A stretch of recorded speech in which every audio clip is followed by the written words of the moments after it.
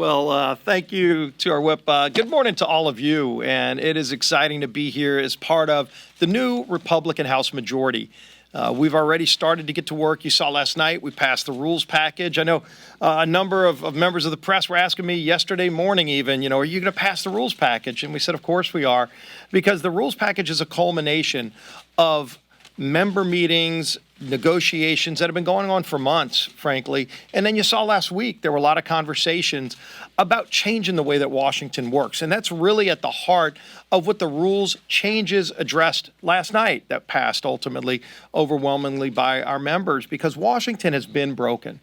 I don't think you have to do a poll to know people across the country have recognized that Washington's broken. Washington just has not been working for the families, the millions of hardworking people across this country who are struggling under the weight of all the reckless policies passed, signed into law by Joe Biden, passed by Nancy Pelosi and Chuck Schumer for 2 years, where you've seen devastating inflation as a result of their reckless spending. You've seen incredibly high costs at the grocery store, everything you buy because of the reckless decisions made in Washington. Energy costs through the roof because of the reckless decisions made in Washington. An open border that has not only led to millions of people coming into our country illegally. Last year alone, the number of people that came here illegally are more than the people in the state of New Mexico. That's how many people came in illegally just last year. The fentanyl deaths, more than 100,000 of our young people died last year because of the fentanyl coming across our southern border. And what was Washington doing to address those problems? Not a thing.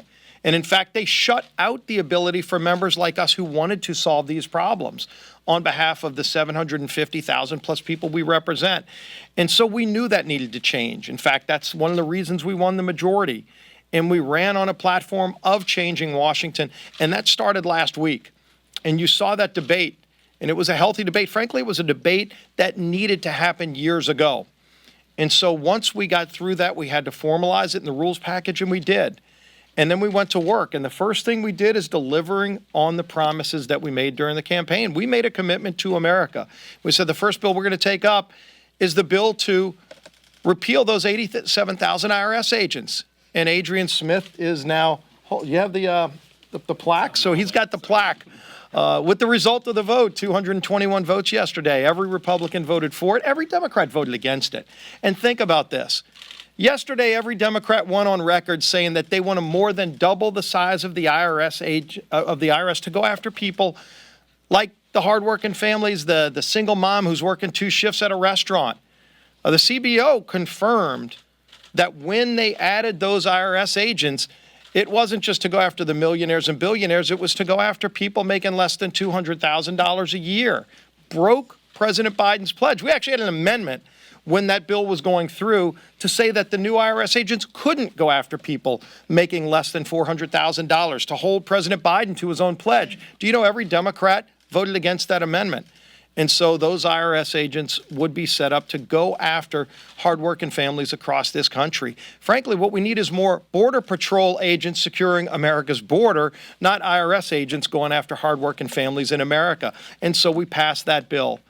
And we're going to pass more good bills this week. You're going to see us today set up the Select Subcommittee on China to finally confront the challenge that is one of the greatest threats to our nation. And that is what the Chinese Communist Party has been doing all around the globe, making challenges to our country and other countries around the world. We're going to set up that church committee to look at some of these federal agencies that are weaponizing government to go after families across this country based on their political views. That's not what government should be doing. We're going to be looking into that as well. We're going to pass the Born Alive Act. This is a bill we talked about a long time. In fact, every Republican was a co-sponsor of this bill last Congress, and Nancy Pelosi wouldn't bring it up to a vote.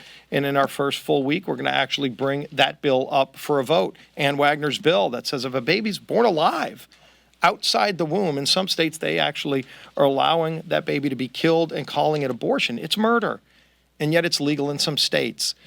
Even people that identify as pro-choice think that that's disgusting and immoral and shouldn't be allowed in America, and yet it is. And so we're going to confront that too. And then we're going to set up our committees. You saw yesterday we finished out the chairmanships. We're going to start populating the committees. And then the committees are going to get to work, bringing bills out that'll actually address inflation, allow us to lower costs for families, fighting for those families who have had nobody fighting for them in Washington for years, for way too long. Washington has needed to change, and last week we started that process. Last night we culminated it with the rules package, and now we get to work implementing it, and that's ultimately what matters, is getting the job done for those families who are struggling all across this country. And we're excited, and we're up to the challenge. We're ready to get to work.